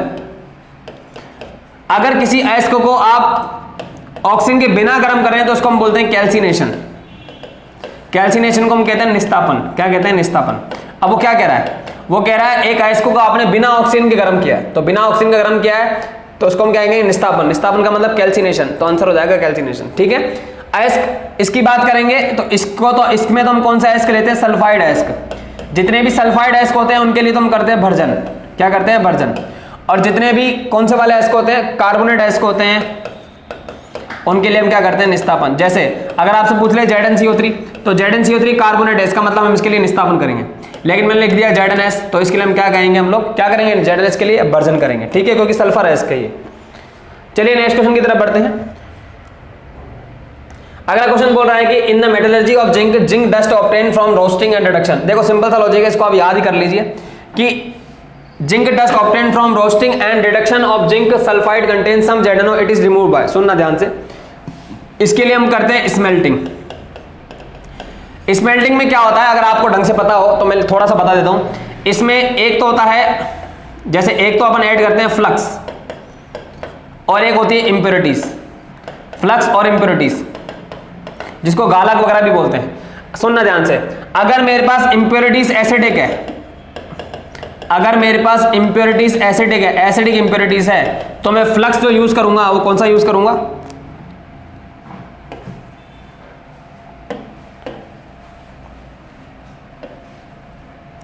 अगर मेरे पास इंप्योरिटीज जो है वो एसिडिक है तो मैं फ्लक्स यूज करूंगा कौन सा, बेसिक फ्लक्स। कौन सा फ्लक्स यूज करूंगा, बेसिक फ्लक्स। ठीक है, और यदि मेरे पास इंप्योरिटीज बेसिक है, बेसिक इंप्योरिटीज है, तो मैं फ्लक्स यूज करूंगा कौन सा, मैं यूज करूंगा एसिडिक फ्लक्स। इसी प्रक्रिया का हम लोग क्या कहते हैं, स्मेल्टिंग कहते हैं। इसको क्या कहते हैं हम लोग, स्मेल्टिंग कहते हैं। ठीक है, चलिए नेक्स्ट क्वेश्चन की तरफ बढ़ते हैं हम लोग। क्वेश्चन नंबर, ये स्मेल्टिंग हो जाएगा। विच of the following can be purified bye sublimation. Sublimation को हम बोलते हैं उद्रपातन। उद्रपातन का मतलब होता है, पहली बात तो उद्रपातन उनके लिए किया जाता है जो ठोस अवस्था में हो। इसमें ठोस अवस्था से यौगिक को डायरेक्ट कौन सी अवस्था में बदला जाता है, गैस अवस्था में। तो आपको पता है कि फ्लोरीन जो होता है वो गैसीय अवस्था में होता है, क्लोरीन भी गैसीय अवस्था में होता है, ब्रोमीन लिक्विड अवस्था में होता है, जबकि आयोडीन सॉलिड स्टेट में होता है। तो इस आयोडीन के लिए हम क्या यूज कर सकते हैं, ऊर्ध्वपातन यूज कर सकते हैं, क्योंकि आयोडीन का नेचर सॉलिड स्टेट में होता है और सॉलिड से इसको मैं डायरेक्ट किसमें बदल सकता हूँ, गैस के अंदर बदल सकता हूँ। ठीक है, तो आंसर जो जाएगा कौन सा हो जाएगा, ए हो जाएगा। अगला क्वेश्चन क्या कह रहा है, which is not true for the cathode rays. अभी तो मैंने बताया था कैथोड रे क्या होती है, अभी मैंने बताया था, आगे चल के यानी कोई इलेक्ट्रॉन कहाँ गया, तो ये स्टेटमेंट तो सही है। चार्ज पार्टिकल है, ऑब्वियस सी बात है, इलेक्ट्रॉन पे आवेश तो होता ही है। कितना आवेश होता है, 1.6 × 10⁻⁻19 कूलम, तो ये बात भी सही है। ठीक है, move with speed of same as, नहीं, लाइट की स्पीड से मूव नहीं करते ये लोग, ये प्रकाश की चाल से मूव नहीं करते। प्रकाश की चाल का कॉन्सेप्ट अलग है, प्रकाश की चाल से ये मूव नहीं करते। तो ये सी जो ऑप्शन है वो गलत हो जाएगा। Can be deflected by magnetic field, हाँ ये हो सकता है। क्यों हो सकता है, क्योंकि कैथोड रेज जो होती है, कैथोड रेज, इन पे आवेश होता है माइनस। अगर मैं चुंबकीय और विद्युत क्षेत्र लगाऊंगा तो ये डिफ्लेक्ट हो जाएगी प्लस की तरफ, खुद का माइनस है तो ये डिफ्लेक्ट हो जाएगी प्लस की तरफ, ऐसे ये प्लस ये माइनस, ये इलेक्ट्रॉन है तो ये किस तरफ शिफ्ट हो जाएगा, इस तरफ। तो आंसर जो जाएगा कौन सा हो जाएगा, सी, क्योंकि लाइट की स्पीड से मूव नहीं कर सकती, सी आंसर हो जाएगा। चलिए नेक्स्ट क्वेश्चन की तरफ बढ़ते हैं। अगला क्वेश्चन कह रहा है कि which of the following hydrogen bond is strongest. देखिए सबसे ज्यादा स्ट्रॉन्ग बॉन्ड बनाता है फ्लोरीन, उसके बाद ऑक्सीजन और फिर बनाता है नाइट्रोजन। तो पहले देखते हैं कि हाइड्रोजन बॉन्ड किस किस के अंदर बन रहा है। यहाँ पर जो हाइड्रोजन बॉन्ड है वो H और O के बीच में बन रहा है, यहाँ पर हाइड्रोजन H और F के बीच में बन रहा है, यहाँ पर हाइड्रोजन H और F के बीच में बन रहा है, यहाँ हाइड्रोजन बॉन्ड H और H के बीच, H और H का हाइड्रोजन बॉन्ड होता ही नहीं है। हाइड्रोजन बॉन्ड FON का H के साथ बॉन्ड होता है, तो B तो बिल्कुल गलत है। अब देखो यहाँ F के साथ बन रहा है, यहाँ F के साथ बन रहा है, यहाँ O के साथ बन रहा है, तो सबसे ज्यादा स्ट्रॉन्गेस्ट बॉन्ड F का होता है, तो O वैसे ही गलत हो गया। अब बच गया फर्स्ट और थर्ड। अब देखो यहाँ पर F है, इधर भी F है, जबकि इधर F है, यहाँ पर O है, तो मैंने क्या बताया सबसे ज्यादा स्ट्रॉन्ग बॉन्ड किसके साथ होता है, F के साथ। तो F यहाँ पर भी है, F यहाँ पर भी, यहाँ पर F है, यहाँ पर O है, तो आंसर कौन सा हो जाएगा, A आ जाएगा। क्योंकि फ्लोरीन की विद्युत ऋणता ज्यादा होती है, और जिसकी विद्युत ऋणता ज्यादा होती है, बोलो, जिसकी अगर विद्युत ऋणता ज्यादा होती है वो स्ट्रॉन्गेस्ट हाइड्रोजन बॉन्ड बनाएगा, स्ट्रॉन्गेस्ट हाइड्रोजन बॉन्ड बनाएगा। समझ गए मेरी बात, तो आंसर हो जाएगा ए। नेक्स्ट क्वेश्चन की तरफ बढ़ते हैं। Chemical behaviour of an atom is determined by, किसी भी तत्व का जो केमिकल बिहेवियर है, भौतिक गुण है, रासायनिक गुण है, ये सारे के सारे हम जो दर्शाते हैं वो प्रोटॉन की संख्या से दर्शाते हैं, प्रोटॉन की संख्या। और आपको पता है कि प्रोटॉन की संख्या बराबर होती है परमाणु क्रमांक के, किसकी बराबर होती है, परमाणु क्रमांक के, और परमाणु क्रमांक को हम दर्शाते हैं Z से। तो मतलब बेसिकली बात करें तो किसी भी तत्व की, जैसे आप लोगों ने वो पढ़ा होगा मोजले की पीरियोडिक टेबल या आधुनिक आवर्तसारणी पढ़ी होगी, कि तत्वों के गुण धर्म चाहे वो भौतिक हो चाहे वो रासायनिक हो, परमाणु क्रमांक पर निर्भर करते हैं। यही तो स्टेटमेंट था क्या, तत्वों के गुण उनके परमाणु क्रमांक के आवर्ती फलन होते हैं, ये स्टेटमेंट था, आवर्ती फलन होते हैं। तो परमाणु क्रमांक का मतलब Z हो जाएगा। ठीक है, तो आंसर हो जाएगा कौन सा, Z। समझ गए मेरी बात। चलिए नेक्स्ट क्वेश्चन की तरफ बढ़ते हैं। Question number 31, which of the following is lower for argon as compare to neon. देखें सिंपल सी बात लॉजिक है, आर्गन नियोन ये ना तो किसी से रिएक्शन करती है, ठीक है ना इनके पास कोई पोलराइजेबिलिटी होती है, ना इनकी पोलराइजिंग पावर होती है। एक बात का ध्यान रखिएगा विशेष, ऊपर से नीचे जाने पर आपको पता है कि ऊपर से नीचे जाने पर आकार का मान बढ़ता है, आकार बढ़ता है तो आयनन ऊर्जा का मान कम होता जाता है। किसका मान कम होगा, आयनन ऊर्जा का मान कम होता जाएगा। यानी सबसे ज्यादा आयनन ऊर्जा हीलियम की, फिर नियोन की, फिर आर्गन की, फिर क्रिप्टॉन की, फिर जीनोन की, ऐसे बढ़ेगा।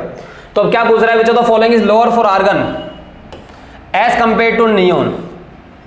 तो बोलो क्या होगा, आर्गन की आयनन ऊर्जा कम होगी क्योंकि इसका आकार तुलनात्मक रूप से बड़ा है, और नियोन की आयनन ऊर्जा अधिक होगी क्योंकि इसका आकार जो है थोड़ा छोटा है। समझ गए मेरी बात। तो क्या कम और ज्यादा है इनकी, आयनन ऊर्जा। तो आंसर जो जाएगा कौन सा हो जाएगा, आयनन ऊर्जा। आकार बढ़ने पर आयनन ऊर्जा का मान कम होता है, जिसका आकार जितना बड़ा होगा उसकी आयनन ऊर्जा उतनी क्या होगी, कम होगी। ठीक है, नेक्स्ट क्वेश्चन की तरफ बढ़ेंगे हम लोग। अगला कह रहा है increasing order of atomic radius. ये मैं पहले भी बता चुका हूं कि यदि आपके पास सम इलेक्ट्रॉनिक प्रजाति है, यदि आपके पास सम इलेक्ट्रॉनिक प्रजाति है तो कॉन्सेप्ट ये होता है कि जितना मतलब साइज ऑफ नेगेटिव यानी माइनस का आकार उदासीन परमाणु से अधिक होता है, और प्लस का आकार जो होता है वो उदासीन परमाणु से कम होता है। ऐसा सिस्टम होता है। यानी सबसे ज्यादा आकार जो होता है वो माइनस का होगा, माइनस में भी जितना बड़ा माइनस होगा उसका आकार उतना ही बड़ा होगा। तो देखिए सबसे ज्यादा है O-2, इसका आकार सबसे बड़ा होगा, उसके बाद F-1 आएगा। फिर आएगा उदासीन परमाणु, हालांकि इसमें ऑप्शन में उदासीन परमाणु तो है नहीं।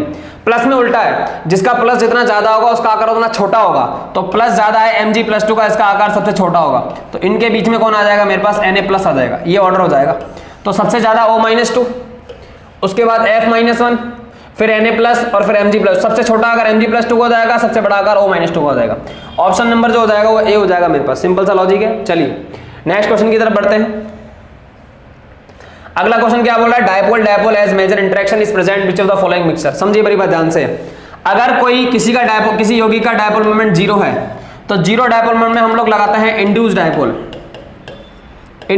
इसको अपन बोलते हैं प्रेरित द्विध्रुव। अगर किसी का डायपोल मोमेंट 0 नहीं है तो उसके लिए हम लगाते हैं केवल डायपोल। यदि कोई आयन यौगिक है, आयनिक यौगिक है, तो उसके लिए हम लोग लगाते हैं आयन डायपोल। मैं एक सिंपल सा लॉजिक बता रहा हूं कि यदि किसी यौगिक का डायपोल मोमेंट 0 है तो हम लगाएंगे इंड्यूस डायपोल, अगर डायपोल मोमेंट 0 नहीं है तो डायपोल लगाएंगे, और आयन है तो आयनिक डायपोल लगाएंगे। अब देखिए सबसे पहले बात करते हैं फर्स्ट वाले की। फर्स्ट वाले की यदि मैं बात करूंगा तो पहला वाला दिया हुआ है बेंजीन और ये दिया हुआ है CCl4। बेंजीन का डायपोल मोमेंट 0 माना जाता है और CCl4 का डायपोल मोमेंट भी 0 माना जाता है। तो बेंजीन का डायपोल मोमेंट 0 हो जाएगा, तो अभी मैंने बताया था, इसके लिए हो जाएगा इंड्यूस डायपोल, और CCl4 के लिए भी अपन क्या यूज करेंगे, इंड्यूस डायपोल। तो इंड्यूस डायपोल इंटरेक्शन हो गया ये तो। जबकि क्वेश्चन में क्या पूछ रहा है, डायपोल डायपोल, तो पहला तो गलत हो गया। दूसरा बोल रहा है बेंजीन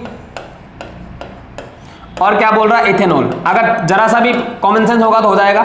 बेंजीन अभी तो बताया मैंने म्यू बराबर 0 होता है, जिसके लिए म्यू बराबर 0 होता है वो कैसा हो जाएगा, इंड्यूस डायपोल। जबकि क्वेश्चन में क्या पूछ रहा है, डायपोल, तो इसका मतलब ये भी गलत हो गया। KCl की बात करेंगे, देखें KCl जो होता है वो एक आयनिक यौगिक होता है, क्या होता है K+ और Cl-। इसके अंदर जो डायपोल होगा वो कैसा होगा, आयनिक डायपोल होगा या आयन डायपोल होगा। इसका मतलब डी भी गलत हो गया, तो आंसर ऑब्वियस सी बात है सी आएगा। एसिटोनाइट्राइल भी एक पोलर मॉलिक्यूल है, जो मॉलिक्यूल पोलर होगा इसके लिए म्यू का मान 0 नहीं होगा, इसका मतलब ये हो जाएगा डायपोल। एसीटोन भी एक पोलर मॉलिक्यूल है, इसका मतलब इसके लिए भी म्यू 0 नहीं होगा, इसका मतलब ये भी क्या हो जाएगा, डायपोल। तो इन दोनों के बीच में जो इंटरेक्शन होगा कैसा हो जाएगा, डायपोल डायपोल इंटरेक्शन हो जाएगा। आंसर हो जाएगा वो कितना हो जाएगा, सी हो जाएगा। ठीक है, नेक्स्ट क्वेश्चन की तरफ बढ़ते हैं। Water belongs to the which category of solvent, protophobic, protophilic, amphiprotic. देखिए सुने मेरी बात ध्यान से, पानी का एक नेचर होता है कि वो H+ आयन को त्याग भी सकता है और H+ आयन को ग्रहण भी कर सकता है, H+ आयन को ग्रहण भी कर सकता है। तो जो यौगिक H+ आयन को त्याग भी सकता है और जो यौगिक H+ आयन को ग्रहण भी कर सकता है, ऐसे यौगिक को हम लोग कहते हैं एम्फीप्रोटिक।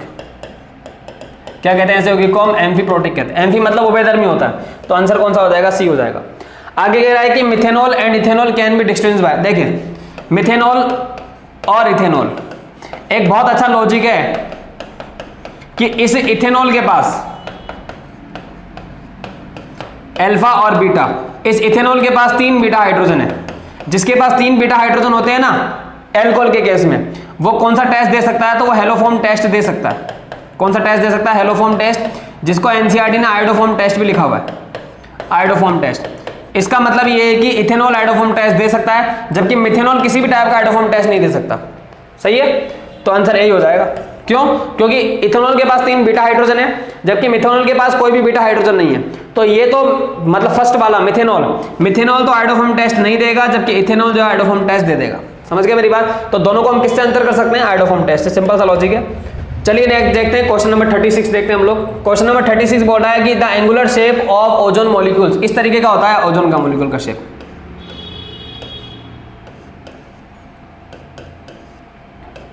इस तरीके का होता है। यहां पर पहले सिग्मा बॉन्ड करेंगे तो एक सिग्मा और सिग्मा, तो कुल मिला के सिग्मा तो कितने हो जाएंगे, 2।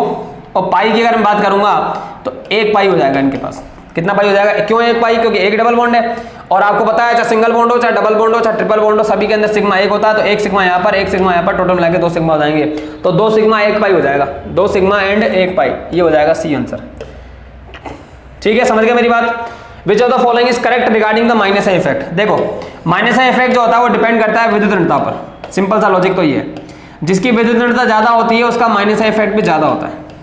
जिसकी विद्युतता ज्यादा उसका माइनस इफेक्ट ज्यादा। यानी सबसे ज्यादा विद्युतता फ्लोरीन की है तो इसका क्या हो जाएगा, माइनस ज्यादा हो जाएगा।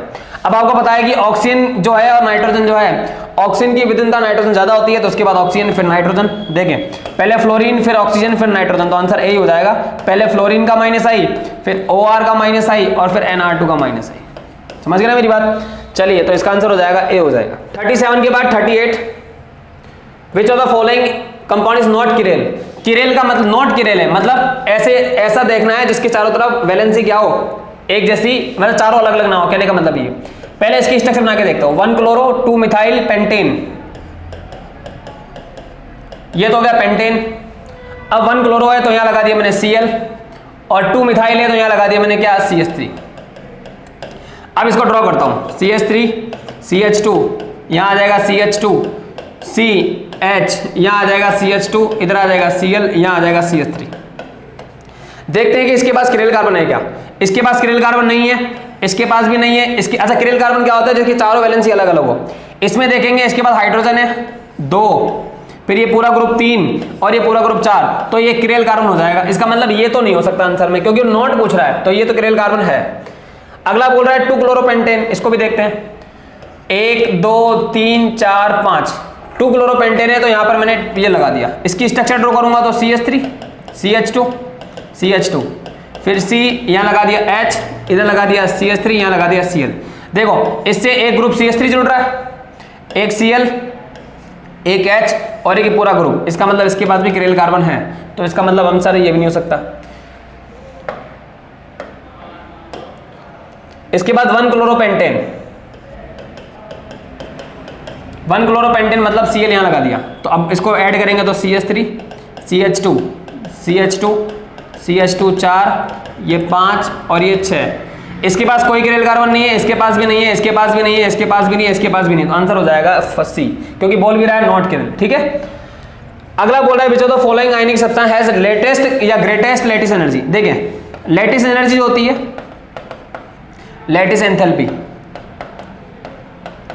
लैटिस एंथैल्पी जो होती है वो सीधे समानुपाती होती है आवेश के, मतलब जिनके पास आवेश ज्यादा होगा उसकी लैटिस एनर्जी ज्यादा, और जिसका आकार छोटा होगा उसकी लैटिस एनर्जी ज्यादा। आवेश बटा आकार होता है, लैटिस एंथैल्पी डिपेंड करती है आवेश बटा आकार पे।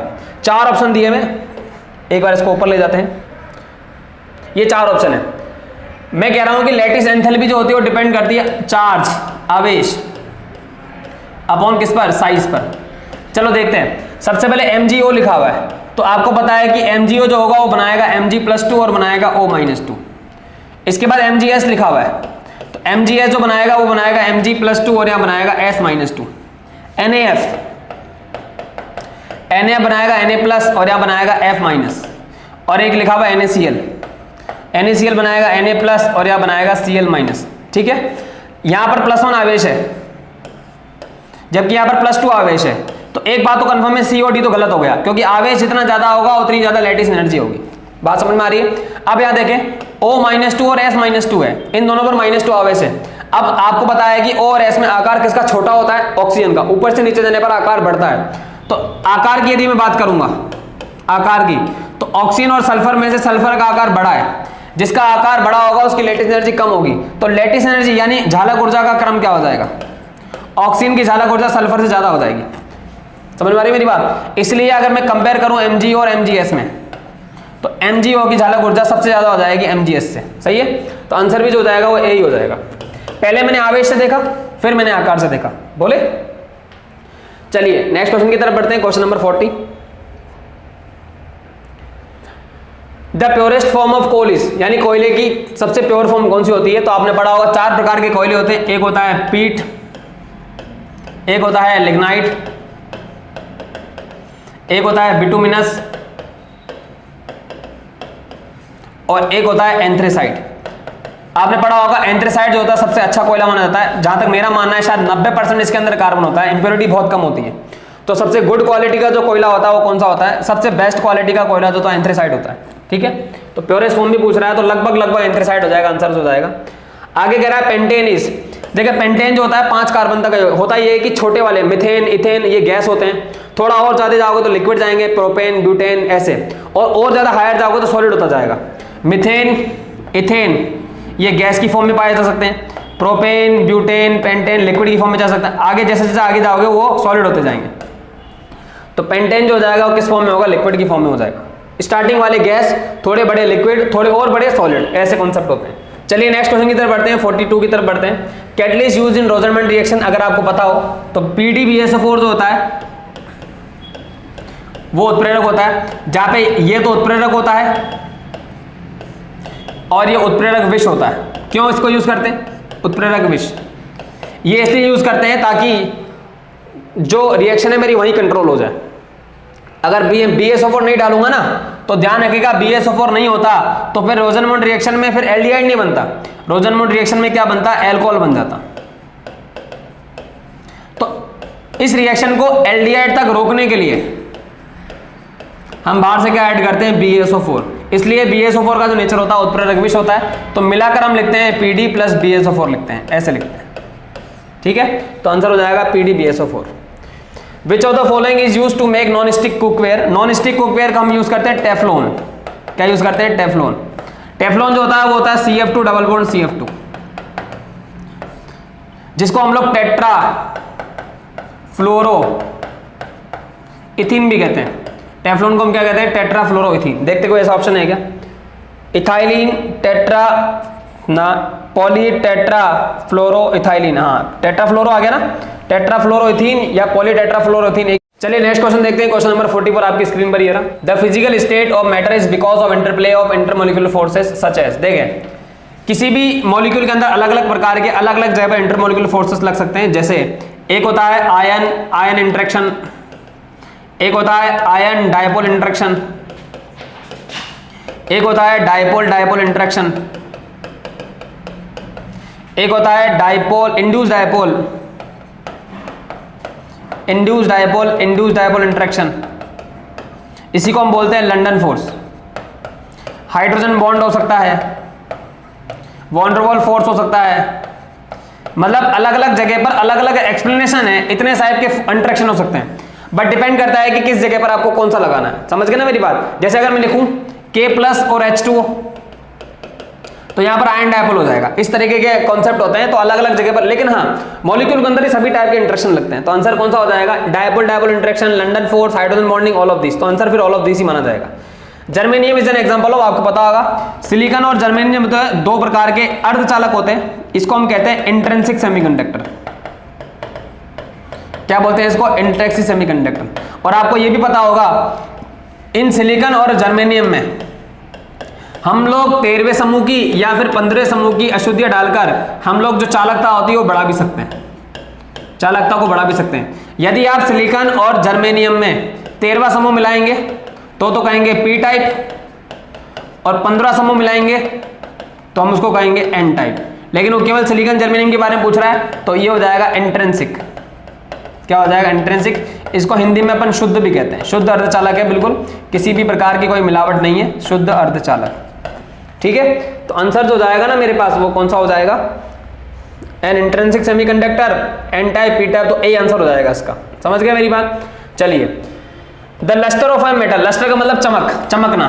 किसी भी मेटल की जो चमकने के गुण होते हैं वो उसके इलेक्ट्रॉन, अयुग्मित इलेक्ट्रॉन के कारण होते हैं। किसी भी मेटल का जो चमकने का गुण होता है, लस्ट्रस प्रॉपर्टीज होती है, वो किसकी वजह से होती है? अयुग्मित इलेक्ट्रॉन, अनपेड इलेक्ट्रॉन की वजह से होती है। किसकी वजह से होती है? अनपेड इलेक्ट्रॉन की वजह से होती है। देखते हैं ऐसा कोई ऑप्शन है क्या? डाइंसिटी से कोई मतलब नहीं है, पॉलिशिंग से भी कोई मतलब नहीं है। It's chemical inertness in presence of free electron. हाँ, इसी की वजह से जो होती है मॉलिक्यूल के पास चमक का गुण होता है। ठीक है, तो आंसर हो जाएगा डी। चलिए नेक्स्ट क्वेश्चन की तरफ बढ़ते हैं। क्वेश्चन नंबर 47 आपके सामने दिया हुआ है। वो कह रहा है which of the following is not form by single element. एक बात समझिए मेरी बात ध्यान। सबसे पहले डायमंड, तो आपको पता है कि डायमंड जो है उसमें बहुत सारे कार्बन होते हैं और एक ही प्रकार के कार्बन होते हैं। इस तरीके से ऐसे बनता जाता है। तो डायमंड के अंदर जो है ना वो केवल और केवल कार्बन के परमाणु ही है और किसी टाइप के कोई परमाणु नहीं है। इसके अलावा ग्रेफाइट, तो आपको पता है ग्रेफाइट भी एक प्रकार का कार्बन ही है, क्योंकि कार्बन के अपर रूप में पढ़ते हैं इसको अपन। किसमें पढ़ते हैं? कार्बन के अपर रूप में। तो कार्बन के अपर रूप में हम लोग डायमंड भी पढ़ते हैं, ग्रेफाइट भी पढ़ते हैं और फुलरीन भी पढ़ते हैं। तो इन सभी में तो कार्बन है, यानी एक ही प्रकार के तत्व है। तो डायमंड और ग्रेफाइट हो नहीं सकता। बचा सिलिका और ओजोन।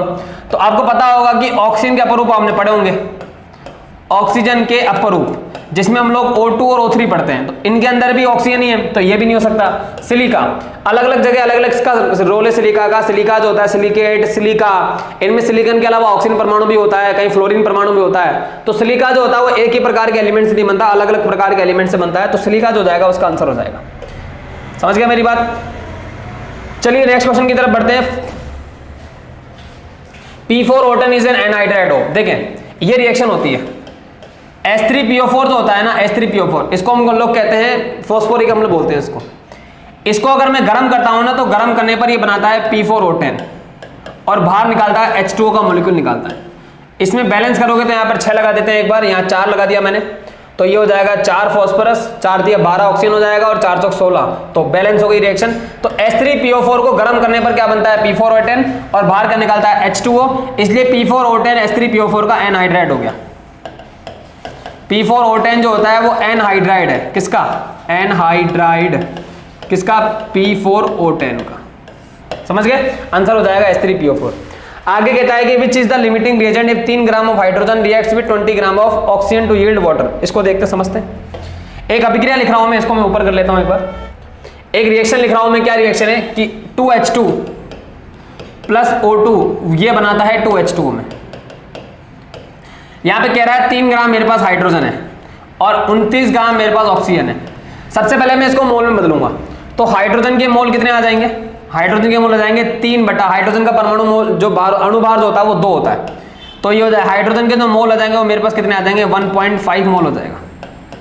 ठीक है, यहां पर ऑक्सीजन के मोल निकालेंगे तो कितना आ जाएगा? 29 बटा ऑक्सीजन का 32 हो जाएगा, तो 29 बटा 32 मेरे पास कितना आ जाएगा? ऑक्सीजन के तो मोल आ जाएंगे। एक बार डिवाइड करते हैं, एक बार इसको 29 और 32 को डिवाइड करेंगे तो लगभग कितना आएगा? तो ये लगभग आएगा 0.90। ठीक है, तो मोल आ गया 0.90 मोल।